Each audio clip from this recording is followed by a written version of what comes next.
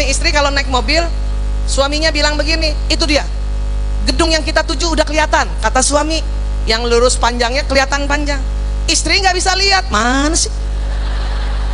Kata suami, itu saya begitu dulu, mana sih nggak kelihatan. Dan yang menjengkelkan kalau komen suami kayak gini nih, yang belum tawadu, masa gitu aja nggak lihat? Ya Allah. Saya sekarang kalau dibilangin suami, masa gitu aja nggak lihat, saya sudah punya jawaban. Apa saya jawab, Bu? Aku kan perempuan banget, mata aku nggak panjang. Nanti gantian, bapak-bapak nih sampai di dalam rumah ya, atau anak laki di rumah cari barang susah, cari barang susah. Bun, gesper mana Bun? Nyarinya di sini, digantungnya di sini, karena laki-laki nggak bisa lihat melebar. Istri yang di dapur teriak kan, ada Abi digantung di situ. Nggak ada Bun, ada Abi, nggak ada. Sering gitu nggak? Apalagi sudah laki-laki tipe sanguinis, cakep dah. Makanya istri memang diminta untuk peran sertanya membantu suami ya, apalagi suami sudah laki-laki yang sanguinis ya, sudah nggak lihat ya, dia memang cepat lupa naruhnya. Maka ibu bantu saja, bantu. Ini loh Abi, tanpa komen, coba bisa? Karena selama ini komennya, ini loh Abi, makanya cari pakai mata, jangan pakai mulut. Laki-laki kalau ibu bilang makanya cari pakai mata, tersinggung dia. Karena sesungguhnya sudah pakai mata ya Pak ya. Cuman Bapak nggak tahu kalau Bapak matanya lurus, nggak lebar. Yang kasihan anak laki-laki tuh. Bun, gunting mana Bun? Ada di meja nak, dapur kan? Ibunya di dapur. Mana Bun? Karena dia nyarinya lurus, padahal di samping sini. Di meja nak, nggak ada Bun. Mulai ibunya. Awas kalau sampai ada ya, awas, awas, awas, awas, awas. Kalau sampai bunda ketemuin, awas, awas, awas. Anaknya diancam. Siapa ibu-ibu pernah begitu? Terima kasih atas kejujurannya. Dan anak laki kalau ibu ancam, ya, itu sedih. Karena emang dia betul-betul nggak lihat Bu, emang betul-betul nyari. Tiba-tiba ibu bilang, awas sampai ada, awas sampai ada. Jadi gimana dong Bu Aisyah? Bantu saja untuk nambah amal soleh ibu nih, tanpa harus komen, bisa? Ini loh sayang.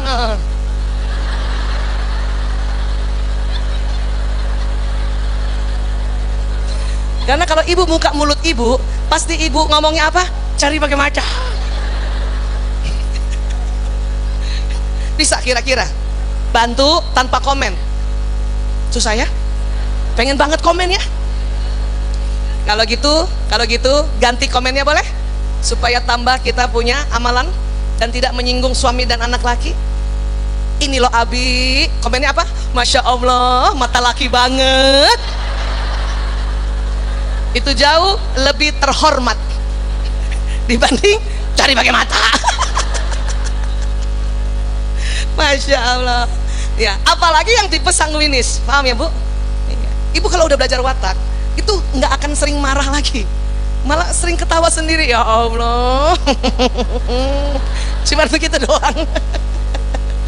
Tipe sanguinis juga ini tipe yang memang pandai bercerita dan juga pandai mempromosikan sesuatu ya, walaupun kadang sering lebay. Tahu nggak? Apaan? Ada bakso enak banget. Kalau ngomong di lebaynya kayak gitu, enak banget. Itu lemaknya ya Allah. Siapa mana tipe artis begitu gak? Kalau cerita sih gitu gak? Ya Allah, itu Masya Allah pakai ceket, ngomongnya gitu. Terus temennya tanya, emang kamu udah coba? Belum. Nah katanya enak. Siapa yang bilang? Temen aku. Tapi dia cerita seolah-olah dia yang makan, dan orang yang dengerin itu udah ngiler-ngiler Bu, saking serunya. Makanya tipe ini bagus sekali untuk PR. Tipe ini jago banget PR ya.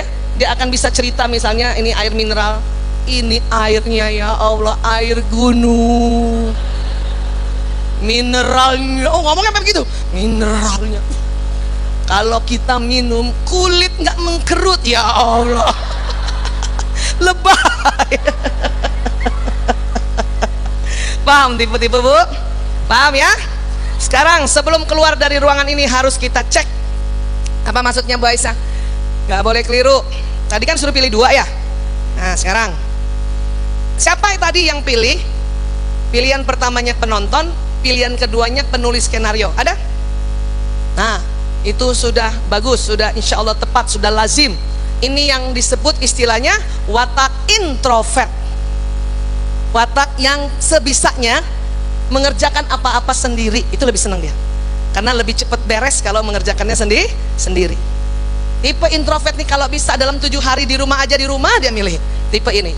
Tapi tetap harus belajar sosialisasi, walaupun cuman mungkin 1-2 hari keluar rumah. Dan tipe inilah tipe yang kalau anak kita tipe ini atau suaminya tipe ini, ya itu dikit-dikit mau kemana bun? Berapa lama? Jam berapa pulangnya? Ah gitu. Pasti, karena dia lebih senang di rumah. Sekarang siapa yang tadi, nih ya kebalik.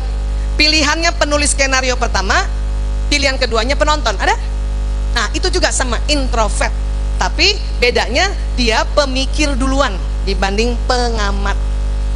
Bisa apa bedanya pemikir pengamat? Kalau pengamat itu tadi, sewaktu diamati dia pikirkan.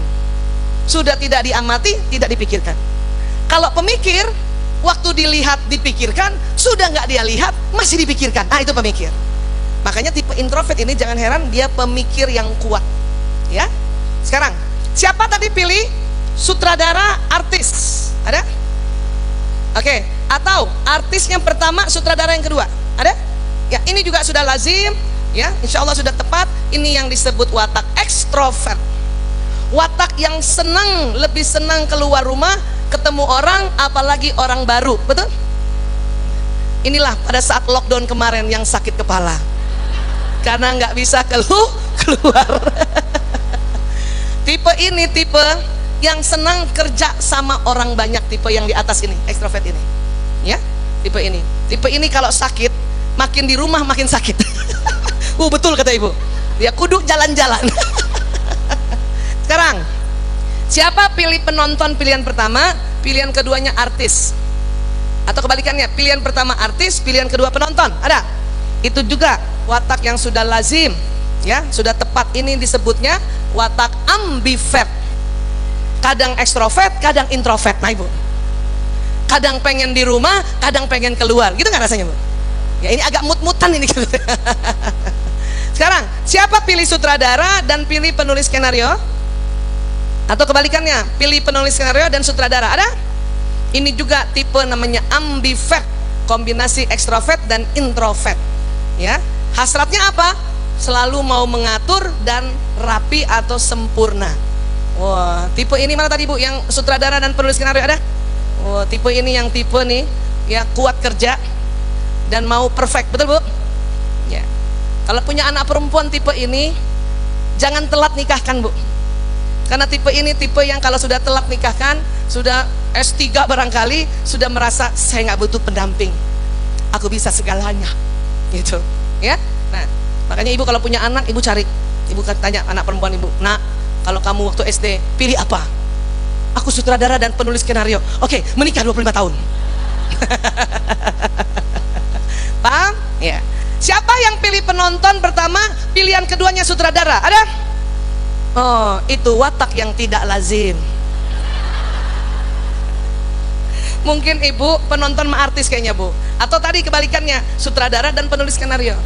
Tapi kalau pasangan hidup, suami dia bersilang 88 sampai 90%.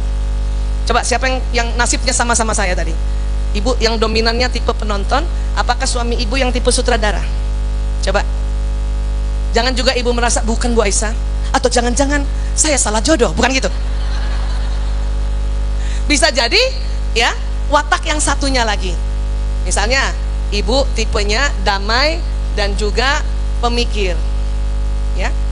Ibu merasa, enggak, suami saya juga damai Bu Aisyah, cuman memang agak berantakan. Oh, berarti soulmate-nya, belahan jiwanya karena Ibu pemikir yang melankolis. Makanya dia bersilangan dengan tipe artis tadi. Paham ya Bu? Apa bertengkarnya antara tipe yang artis dengan tipe melankolis yang rapi? Tadi, taruh handuk, pencet odol, yang gitu ya. Kamar mandi rapi atau enggak. Ya itu, berantemnya gara-gara itu. Terus apa lagi? Baju kotor. Terus apa lagi? Satu kepengen ya, kalau habis dari luar masuk kamar ganti baju dulu, cuci kaki dulu, pakai piyama dulu. Kira-kira itu tipe yang mana yang begitu? Yang melan dapat pasangan tipe sanguinis. Siapa yang kira-kira tertekan? Dua-duanya. Yang melankolis tertekan karena pasangannya belum ganti baju, tahu-tahu udah tidur aja di tempat tidur, tertekan dia. Yang jujur sebetulnya ya, jangan dilabel anak durhaka, paling diajarkan saja cara yang benar, baik, pantas. Maka setiap anak remaja ibu ngomong, ibu mau gaspol, ibu langsung bilang astagfirullahaladzim, rem aja ya Allah, rem aja, rem aja, rem aja, karena dia remaja. Dan khusus remaja perempuan ibu, punten, pantang ibu nasihati mereka, pantang ibu kritik mereka dalam kondisi mereka 2 hari mau mens, dan mens hari pertama sampai hari kelima. Pantang ibu nasihatin tuh bu, pasti jawabnya julid, jutek, sinis. Kita yang nggak siap, ditambah lagi ibunya lagi mens juga, udah yang sakit kepala bapaknya. 2 orang urusan ada bercak-bercak. Hari pertama ibu sebetulnya tadi baru aja mau nasehatin sesuatu, tolong rem aja, tunda dulu. Sampai kapan? Hari ke-9, bukan 9 bersih ya, 9 dari hari pertama mens. Makanya pas anak ibu bilang saya baru hari pertama, lihat hari pertama, misalnya nih tanggal ini nih hari pertama, tanggal 15 September, ibu hitung tuh, 15 September hari pertama, 16 September hari kedua, 3, 4, 5, 6, hari ke-9 tanggal berapa? Di situ ibu baru boleh menasehati. Bukan cuma 1 hari di hari ke-9, hari ke-9 sampai 2 pekan mendatang. Itu sedang masa subur. Perempuan pada saat masa subur bu, dinasehati ya, dikasih masukan, itu senang dan dia terima dengan baik. Tapi kalau 2 hari mau mens hari pertama dan hari kelima udah. Apalagi kondisinya tadi Ananda Buyati masih dalam berduka. Berduka karena kehilangan orang tua itu lama. Itu makanya mengapa Allah selalu ingatkan kita untuk berbaik-baik pada anak yatim. Karena anak yatim itu sedihnya lama bu. Ya, sedihnya lama anak yatim. Jadi harap dimaklumi ya Bu Yati ya.